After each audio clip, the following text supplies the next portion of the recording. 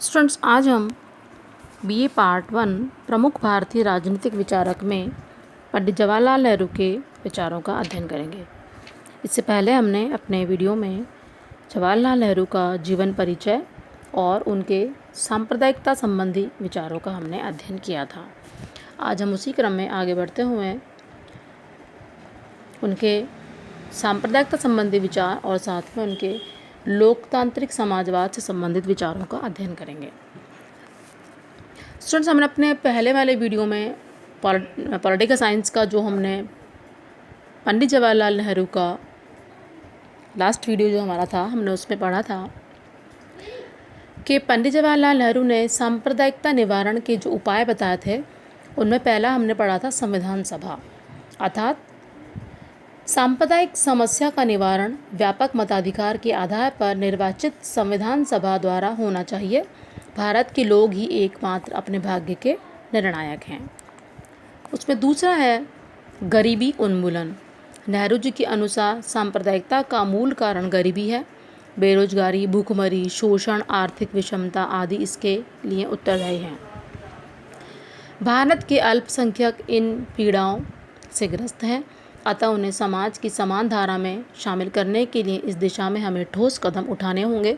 अतः हमें पुरजोर प्रयास करना होगा कि बेरोजगारी, भूखमरी, शोषण और आर्थिक विषमता का पूरी तरह से निवारण हो और ये समस्या जो हमारे भारत में बनी हुई है ये कम हो, क्योंकि यह एक बहुत बड़ा कारण है सांप्रदायिकता का। अगर ये सारी समस्याएं हम कम कर देते हैं या तो ख़त्म कर देते हैं तो जो सांप्रदायिकता की समस्या है वो धीरे धीरे स्वतः ही समाप्त हो जाएगी और जो जातिगत विभिन्नता है वो अपने आप ख़त्म हो जाएगी। नेक्स्ट है समानता पर बल। यदि सांप्रदायिकता का स्थायी समाधान करना है तो हमें धर्म सहित अन्य किसी आधार पर नागरिकों से साथ भेदभाव नहीं किया जाना चाहिए, अर्थात हमें सभी को समान मानना होगा। और ये जो प्रयास पंडित जवाहरलाल नेहरू ने उस समय किए थे जब वो प्रथम प्रधानमंत्री हमारे भारत के बने थे, और वो आज हम कह सकते हैं कि एक काफ़ी हद तक जो उनका सपना था कि हमें समानता पर बल देना होगा, तो ये सारी चीज़ों को उन्होंने हमारे संविधान में समाविष्ट किया और संविधान के अनुच्छेद 14 से 18 के बीच समानता का मूल अधिकार इसमें शामिल किया गया, जो कि एक बहुत ठोस और अच्छा प्रभावी कदम रहा। नेक्स्ट है धार्मिक संगठनों के विरुद्ध कठोर कार्यवाही। तो इस प्रकार से पंडित जवाहरलाल नेहरू ने सांप्रदायिकता के संबंधित जो उन्होंने निवारण के जो उपाय बताए वो हमने ये देखे। अब आता है पंडित जवाहरलाल नेहरू के लोकतांत्रिक समाजवाद से संबंधित विचार। मनुष्य अपने जीवन को सुचारू रूप से चलाने के लिए अनेक प्रकार के नियम और मान्यताएं बनाता आया है। मनुष्य अपनी इच्छा से उसको जैसा अच्छा लगता है, जैसा सूटेबल लगता है, वो वैसा माहौल तैयार कर देता है। फिर बात चाहे सांप्रदायिकता की हो, चाहे और कोई मुद्दा हो। तो नेहरू जी का ये पूरा प्रयास था कि सांप्रदायिकता यानी कि धार्मिक जो भेदभाव है वो पूरी तरह से ख़त्म होने चाहिए। उन्होंने पूरा जोर दिया कि किसी प्रकार का जातिगत भेदभाव ना हो, सभी को समान अधिकार दिए जाएं, और इसलिए उन्होंने हमारे संविधान में कई सारे ऐसे अनुच्छेद जोड़े जो बहुत प्रभावी और कारगर रहे। उनका कहना था कि लोकतांत्रिक समाजवाद दो शब्दों से मिलकर बना है, पहला लोकतंत्र और दूसरा समाजवाद। लोकतंत्र स्वतंत्रता व समानता पर आधारित होता है, लेकिन देश की अधिकांश जनसंख्या गरीब व पिछड़ी होने के कारण अपने राजनीतिक अधिकारों का उचित प्रयोग नहीं कर पाती है।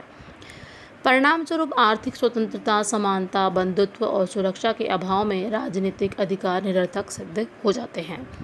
समाजवाद आर्थिक समानता और न्याय पर आधारित होता है। मनुष्य अपने जीवन को सुचारू रूप से चलाने के लिए अनेक प्रकार के नियम और मान्यताएं बनाता आया है, जिनका उनके साथ अटूट संबंध होता है। इसी प्रकार राजनीतिक शास्त्र में भी राज्य व्यवस्था के संचालन के लिए अनेक विचारधाराएं प्रतिपादित की गई है, जिनका प्रमुख उद्देश्य राज्य के उद्देश्य को साकार रूप प्रदान करना है।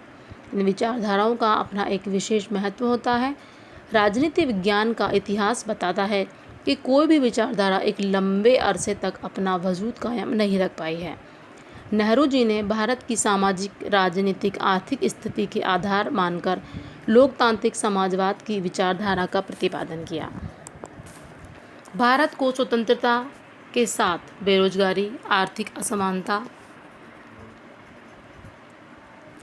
शोषण, अन्याय आदि उपहार स्वरूप मिले हैं। ये समस्याएं नव स्वतंत्र भारत के लिए घातककारी थी। जन इच्छाओं और आकांक्षाओं को ध्यान में रखकर लोकतंत्र की स्थापना की गई, लेकिन लोकतंत्र की सफलता के लिए प्रथम इन आर्थिक समस्याओं से मुक्ति पाना था। अतः नागरिकों के राजनीतिक अधिकारों और स्वतंत्रता के साथ साथ आर्थिक स्वतंत्रता एवं समानता को सुनिश्चित करना आवश्यक था। अतः यह आवश्यक था कि एक अच्छे लोकतंत्र की स्थापना की जाए जिसमें सभी लोग स्वतंत्र हों, अपना अपना सभी लोग कर्तव्य समझें, देश के प्रति, समाज के प्रति, परिवार के प्रति और स्वयं के प्रति। तो स्टूडेंट्स, लोकतांत्रिक समाजवाद जो है वो दो शब्दों से मिलकर बना है। पहला है लोकतंत्र और दूसरा है समाजवाद।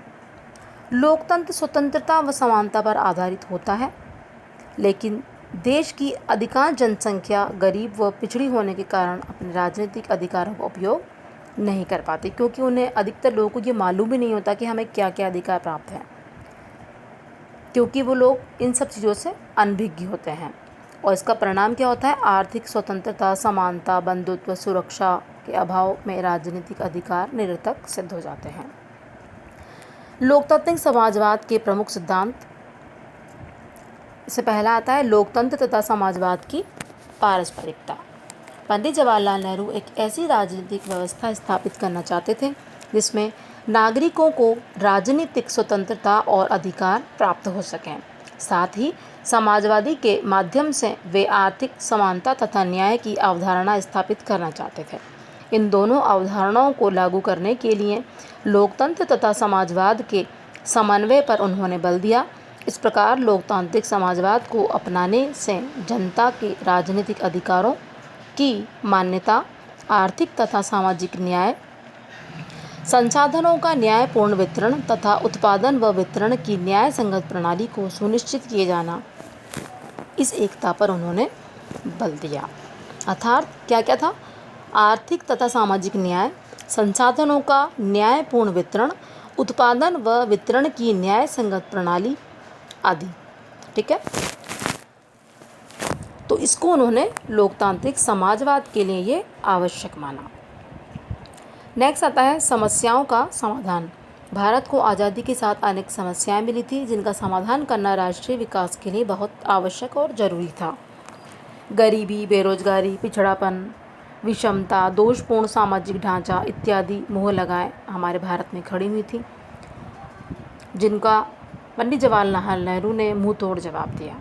इन सब को ध्यान में रखते हुए पंडित जवाहरलाल नेहरू ने समाधान के प्रयास तेज किए और उन्होंने ये पाया कि लोकतांत्रिक समाजवाद इनमें महत्वपूर्ण साधन है जो इन समस्याओं का स्थायी समाधान करके राष्ट्र का समग्र विकास सुनिश्चित कर सकता है। अतः उन्होंने इन समस्याओं का समाधान निकाला। नेक्स्ट आता है समाजवाद के गतिशील स्वरूप का समर्थन। तो पंडित जवाहरलाल नेहरू ने अपने इंदौर के भाषण में कहा था कि मैं समाजवाद को एक उन्नतशील, गतिशील अवधारणा के रूप में देखता हूँ। मैं इसे कठोर अवधारणा के रूप में नहीं देखता हूँ। मैं इसे एक ऐसी अवधारणा के रूप में देखता हूँ जिसे प्रत्येक देश में मानव जीवन की परिस्थितियों के अनुकूल होना चाहिए। मेरा विश्वास है कि समाजवाद की अनेक किस्में हो सकती है। मैं नहीं समझता हूँ कि मुझे समाजवाद को संक्षिप्त, कठोर शब्दों में परिभाषित करने के लिए क्यों कहा जाना चाहिए। मैं चाहता हूँ कि भारत में भी सभी व्यक्तियों को अपनी क्षमताओं के अनुसार